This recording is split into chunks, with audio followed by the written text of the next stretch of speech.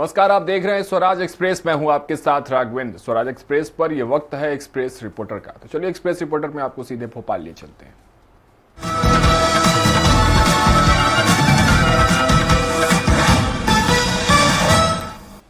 BJP में I'm BJP future force boot camp का हुआ आगाज। 2 दिनों तक चलेगा ये कैंप। मिशन 2028 और 29 की तैयारियों में जुटी मध्य प्रदेश भाजपा ने एक बड़े अभियान का आगाज किया है। भारतीय जनता पार्टी ने आईएम बीजेपी फ्यूचर फोर्स के नाम से बूट कैंप का आगाज किया। 2 दिवसीय कैंप का आगाज मुख्यमंत्री डॉक्टर मोहन यादव, प्रदेश अध्यक्ष वी.डी. शर्मा और अन्य पदाधिकारियों ने अभियान का आगाज किया। इस दौरान गैर राजनीतिक करीब 125 युवाओं को सबसे पहले पार्टी की सदस्यता दिलाई गई और फिर उन्हें पार्टी की रीति और नीति के बारे में बताया गया है। गौरतलब है कि प्रधानमंत्री नरेंद्र मोदी ने एक कार्यक्रम के दौरान कहा था कि देश भर में करीब 1 लाख गैर राजनीतिक युवाओं को राजनीति में शामिल करने की आवश्यकता है। हालांकि उन्होंने सभी पार्टियों से इस प्रकार का आह्वान किया था, लेकिन भारतीय जनता पार्टी ने इस मामले में बाजी मारते हुए इस अभियान का आगाज किया है।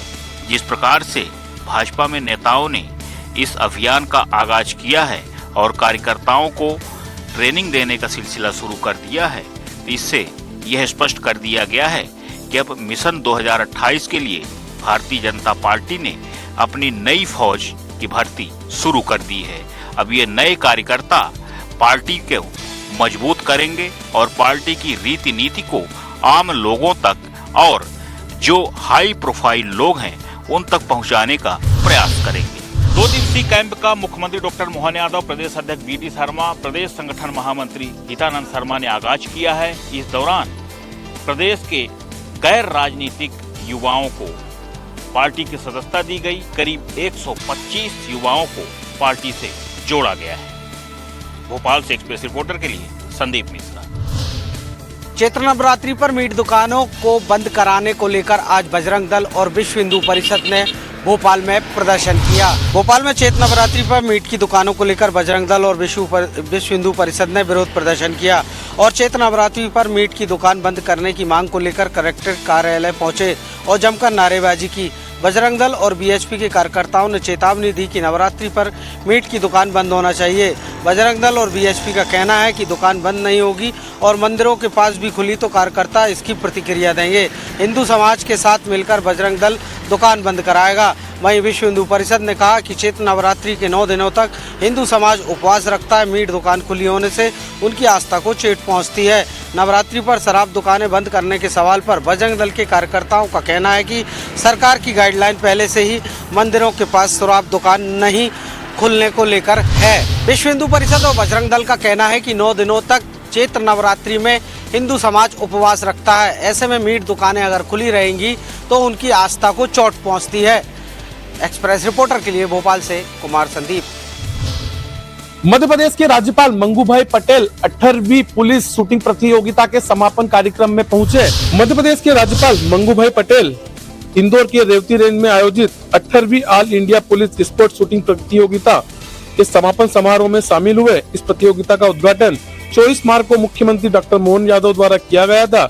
बीएसएफ के आईजी आलोक कुमार सिंह ने समापन समारोह में अपने संबोधन में बताया कि इस प्रतियोगिता आयोजन प्रधानमंत्री की मंशा के अनुरूप किया गया है। इसका उद्देश्य भारत में आगामी ओलंपिक खेलों के लिए तैयारियों को और मजबूत करना है। आलोक कुमार सिंह ने यह भी कहा कि शूटिंग स्पर्धा में इस बार शानदार प्रदर्शन की उम्मीद जताई जा रही है, ठीक वैसे ही जैसे हॉकी में भारतीय टीम ने वर्षों तक उत्कृष्ट प्रदर्शन किया है। उन्होंने इस आयोजन को देश भर में पुलिस कर्मियों के खेल क्षमता को बढ़ावा देने के लिहाज से भी महत्वपूर्ण बताया है। वो कहा है कि यह प्रतियोगिता न केवल प्रतिस्पर्धा का एक बेहतरीन प्लेटफॉर्म है, बल्कि पुलिस बलों के बीच सहयोग और एकता को भी प्रोत्साहित करती है। राज्यपाल मंगूभाई पटेल ने कहा कि इस तरह के आयोजन हमारे देश के जवानों का हौसला बढ़ाता है। इंदौर से एक्सप्रेस रिपोर्टर विकास सिंह सोलंकी। मेरठ कांड के बाद उन पतियों में भी खौफ का माहौल देखा जा रहा है जिनकी पत्नियां शादी के बाद अभी भी बॉयफ्रेंड से रिलेशन में है। सैयद इलाके में रहने वाला अमित कुमार सेन मेरठ के ड्रम कांड के बाद दहशत में है। दरअसल अमित अपनी पत्नी से प्रताड़ित है। पीड़ित पति अमित का आरोप है कि उसकी पत्नी अब तक 3 से 4 बॉयफ्रेंड बना चुकी है। इन दोनों बार घर छोड़कर राहुल बाथम नामक बॉयफ्रेंड के साथ लिव इन रिलेशन में रह रही है। अमित का कहना है कि उसके बॉयफ्रेंड और पत्नी ने मिलकर बड़े बेटे हर्ष की हत्या कर दी। वहीं छोटे बेटे को लेकर बॉयफ्रेंड के साथ रह रही है। जब उसने इसका विरोध किया तो बॉयफ्रेंड उसे हत्या करने की धमकी दे रहा है। अमित को आशंका है कि मेरठ में सौरभ ड्रम हत्याकांड की तरह उसका भी कत्ल हो सकता है। इस मामले को लेकर वह कई बार थाने में शिकायत करने गया, लेकिन पुलिस ने उसकी सुनवाई नहीं की। आखिर में परेशान होकर अमित फूलबाग इलाके में लगे डॉक्टर मोहन यादव के चित्र के नीचे धरने पर बैठ गया। उसका कहना है कि मुख्यमंत्री इस मामले में उसकी मदद करें। ग्वालियर से एक्सप्रेस रिपोर्टर विनोद शर्मा।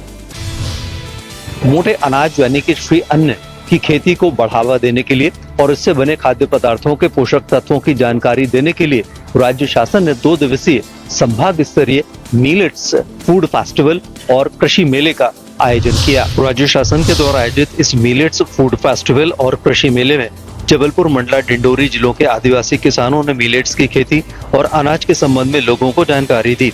इस कृषि मेले में मंडला के कोदो कुटकी, ज्वार बाजरा, नरसिंहपुर की दाल और गुड़ और छिंदवाड़ा के मक्के जैसे उत्पादों की जमकर पूछ परख हुई। इसके साथ ही मोटे अनाज को उगाने और उन्हें परिष्कृत करने के लिए अधिकारियों ने तकनीकी जानकारी भी उपलब्ध कराई है। इसमें बड़ी तादाद में आदिवासी किसानों ने हिस्सा लिया है। मिलेट्स की डिमांड दूसरे प्रदेशों के अलावा विदेशों में भी बहुत ज्यादा बढ़ रही है, इसलिए राज्य शासन इसकी खेती को लगातार प्रोत्साहित कर रही है।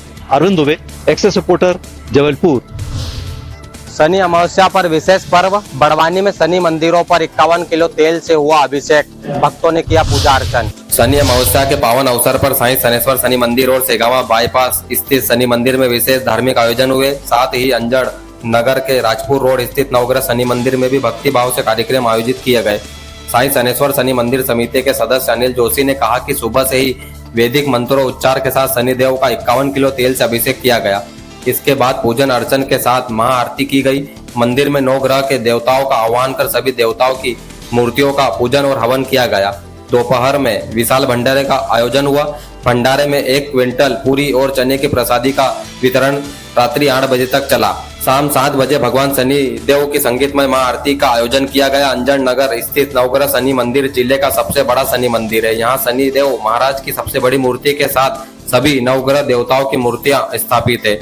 मंदिर में हर शनिवार को विशेष पूजन अर्चन होता है। शाम को संगीतमय महाआरती के बाद में खिचड़ी का प्रसाद वितरित किया जाता है। मंदिर समिति ने नगर और आसपास के क्षेत्र के धर्म प्रेमी लोगों से अधिक संख्या में आकर पुण्य लाभ लेने की अपील की है। बड़वानी से स्वराज एक्सप्रेस के लिए अतुल कुमावत। बिरला कंपनी के खिलाफ ग्रामीणों ने खोला मोर्चा, कलेक्टर से की शिकायत। क्षेत्रीय मजदूरों के साथ शोषण एवं उपजाऊ जमीन को बंजर बनाने का लगाया आरोप। कटनी जिले के बड़वारा विकास खंड क्षेत्र के झरेला गांव में स्थित बिरला व्हाइट सीमेंट प्लांट एक बार फिर विवादों के घेरे में आ गया है। इस बार ग्रामीणों ने प्लांट पर गंभीर आरोप लगाते हुए जिला कलेक्टर से लिखित शिकायत दर्ज कराई है। ग्रामीणों का आरोप है कि प्लांट द्वारा स्थानीय लोगों का लगातार शोषण किया जा रहा है और उनकी मांगों को अनसुना किया जा रहा है। झरेला ग्राम पंचायत के सरपंच पति अवसर लाल पाल ने कलेक्टर को सौंपी गई शिकायत में कई गंभीर मुद्दे उठाए हैं। उनका कहना है कि प्लांट में स्थानीय युवाओं को उनकी योग्यता के मुताबिक पर्याप्त रोजगार नहीं दिया जा रहा है। इसके बजाय बाहरी राज्यों से मजदूरों को लाकर काम कराया जा रहा है, जिससे स्थानीय युवाओं में भारी आक्रोश है। इसके अलावा प्लांट में काम करने वाले स्थानीय मजदूरों से अत्यधिक मेहनत कराई जा रही है, जिसके कारण वे 1 सप्ताह के भीतर ही काम छोड़ने को मजबूर हो जाते हैं। ग्रामीणों का ये भी आरोप है कि जब से ये कंपनी स्थापित हुई है तब से गांव की ज़मीन बंजर होती जा रही है। पहले जहां एक खेत में 12 क्विंटल अनाज पैदा होता था, वहीं अब प्रदूषण के कारण केवल 6 क्विंटल अनाज ही उपज रहा है। प्लांट से उड़ने वाली धूल और रसायनों से इस क्षेत्र की उपजाऊ भूमि को बंजर बना दिया है, जिससे किसानों की आजीविका पर भी गंभीर संकट आ गया है। इसके अतिरिक्त ग्रामीणों ने कंपनी द्वारा ग्रामीण विकास के लिए आवंटित फंड के दुरुपयोग का भी आरोप लगाया है। उनका कहना है कि कंपनी ने ज़मीनी स्तर पर कोई विकास कार्य नहीं किया है और फंड केवल कागजों पर ही खर्च किया जा रहा है। कंपनी ने स्थापना के समय स्थानीय लोगों को रोजगार देने का वादा किया था, लेकिन अब चंद लोगों को ही रोजगार देकर बाकी लोगों को धोखा दिया जा रहा है। ग्रामीणों ने इन तमाम मुद्दों को लेकर कटनी कलेक्टर से तत्काल कार्यवाही की मांग की है। उन्होंने कहा है कि अगर जल्द हमारी मांगों को पूरा नहीं किया जाता तो बिरला कंपनी के सामने वो बड़ी संख्या पर धरना प्रदर्शन करने के लिए मजबूर होंगे। कटनी से एक्सप्रेस रिपोर्टर मोहम्मद एजाज। सिलवानी ग्राम मनकबाड़ा में गंदा मटमैला मुरम युक्त गंदा पानी पीने को मजबूर है 15 सालों से करीब 1500 ग्रामीण। पीएच विभाग के अधिकारियों की मिली भगत से हुआ है ग्राम पंचायत में नल जल योजना में घोटाला।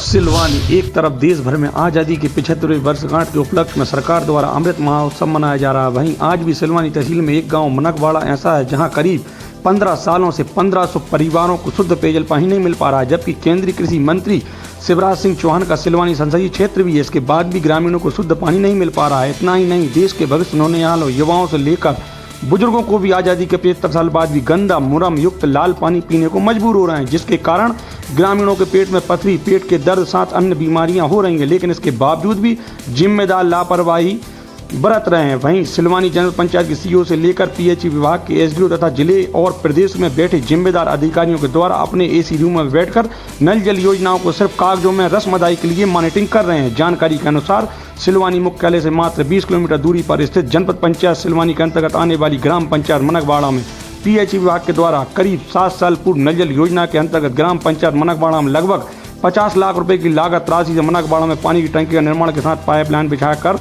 घाघर पानी देने कनेक्शन किए गए थे, जिससे गांव के लोगों को स्वच्छ और साफ पानी मिल सके। लेकिन निर्माण एजेंसी और पीएचई विभाग के अधिकारियों को मिली भगत से नल जल योजना भ्रष्टाचार की भेंट चढ़ गई। ग्राम मनकबाड़ा में पीएचई विभाग के द्वारा 6 जगह पानी के बोर किए गए थे। सभी पानी के बोरों में बड़ी मात्रा में फ्लोराइड गंदा पानी है। इतना ही नहीं, बोर में लाल मुरम युक्त पानी आ रहा है। यही गंदे पानी पीने से ग्रामीण बीमार भी हो रहे हैं। वर्तमान में भीषण गर्मी के चलते गंभीर पेयजल संकट बना हुआ है। यहीं ग्रामीण बूंद बूंद पानी के लिए तरस रहे हैं। ग्रामीण रात दिन जागकर खेतों के बोरवेलों से पानी लाकर ग्रामीण अपनी प्यास बुझा रहे हैं। लाखों रुपए की लागत से नल जल योजना पिछले 7 सालों से बनी हुई है बंद। ग्रामीण करीब 1.5 से 2 किलोमीटर दूर निजी स्रोतों से ला रहे हैं पीने का पानी। इसके बावजूद भी प्रशासन नहीं ले रहा है सुध। क्या होगी इन ग्रामीणों की सुनवाई? सिलवानी से एक्सप्रेस रिपोर्टर शिव कुमार रघुवंशी। प्रधानमंत्री नरेंद्र मोदी कल यानी रविवार को छत्तीसगढ़ दौरे पर आ रहे हैं। इस दौरान वे प्रदेश को हजारों करोड़ की योजनाओं का सौगात देने जा रहे हैं। प्रधानमंत्री नरेंद्र मोदी 30 मार्च को छत्तीसगढ़ के बिलासपुर आ रहे हैं। यहां पीएम मोदी छत्तीसगढ़ से जुड़े 33,700 करोड़ के प्रोजेक्ट लॉन्च करेंगे। इनमें बिजली, तेल, गैस, रेल, सड़क, शिक्षा और आवास जैसी परियोजनाएं शामिल है। मुख्य रूप से छत्तीसगढ़ में आदिवासी और औद्योगिक क्षेत्रों में कनेक्टिविटी को बेहतर बनाने के लिए कई रेल और सड़क परियोजनाओं के विकास पर विशेष ध्यान दिया जाएगा। इस दौरान प्रदेश के 3 लाख पीएम आवास के लाभार्थियों का गृह प्रवेश होगा। प्रधानमंत्री नरेंद्र मोदी इनमें से कुछ लोगों को चाबियां भी सौंपेंगे। रायपुर से एक्सप्रेस रिपोर्टर दिलीप साहू।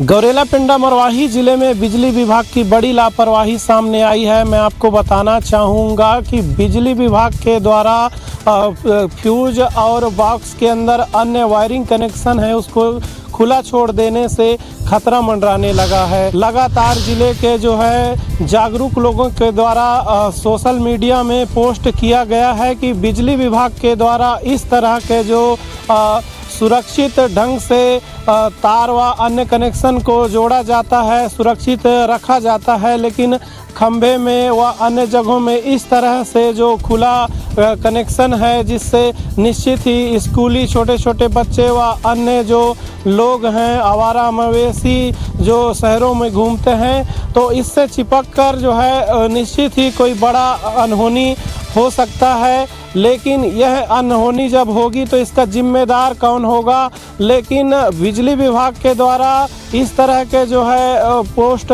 के बाद भी और लगातार उनके संज्ञान में आने के बाद भी किसी भी तरह का जो है सुरक्षात्मक उपाय नहीं किया गया है, जिससे लगातार जो है बिजली विभाग के ऊपर सवालिया निशान खड़े हो रहे हैं। विपत सारथी एक्सप्रेस रिपोर्टर पिंडरा।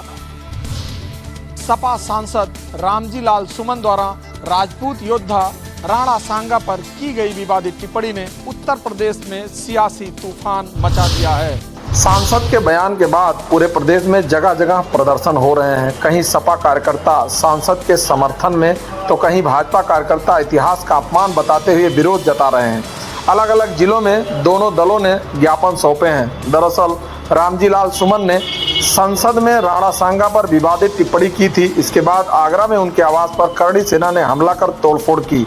सपा की अंबेडकर वाहिनी ने इसे दलित समाज पर हमला करार देते हुए आज लखनऊ में डीएम कार्यालय पर प्रदर्शन कर सांसद की सुरक्षा बढ़ाने और दोषियों पर सख्त कार्रवाई की मांग की है। वहीं दूसरी ओर भाजपा ने इस बयान को राणा सांगा और राजपूत समाज का अपमान बताया, जिसे लेकर रायबरेली में भाजपा कार्यकर्ताओं ने डीएम कार्यालय के बाहर प्रदर्शन कर मुख्यमंत्री को ज्ञापन सौंपा, जिसमें राणा सांगा की मूर्ति स्थापित करने और सुमन के खिलाफ कार्रवाई की मांग की है।